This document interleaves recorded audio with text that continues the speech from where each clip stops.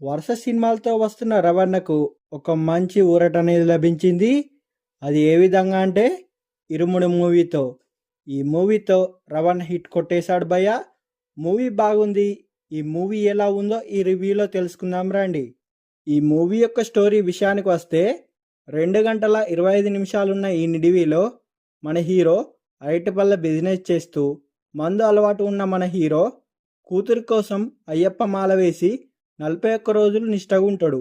సాఫీగా సాగిపోతున్న హీరో జీవితంలోకి ఒక ప్రాబ్లం వస్తుంది. తన కూతురు చదివే స్కూల్లో ఆడపిల్లలు వరుసగా చనిపోవడం, తన కూతురుకు కూడా సమస్య రావడంతో ఆ సమస్యకి ఎదురుగా నిలబడి తిరగబడతాడు. కానీ ఎప్పట్లాగే అయ్యప్ప మాల వేసిన తర్వాత కూడా శత్రువులు ఎదురుపడితే మన హీరో ఏం చేసిండు, అతని జీవితం ఎలా మారింది, అక్కడ ఆడపిల్లలకు వచ్చిన ప్రాబ్లం ఏంటి అనే స్టోరీతో సస్పెన్స్ డివోషనల్ థ్రిల్లర్తో పాటు ఫ్యామిలీ ఎమోషన్స్తో ఈ సినిమా మొత్తం సాగింది.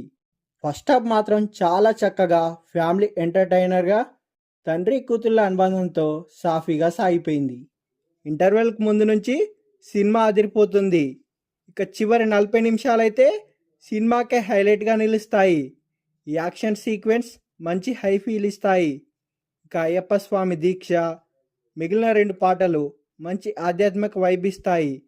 రవణ, చైల్డ్ ఆర్టిస్ట్ నక్షత్ర ఇద్దరూ కూడా తమ పర్ఫార్మెన్సులతో అదరగొట్టేశారు.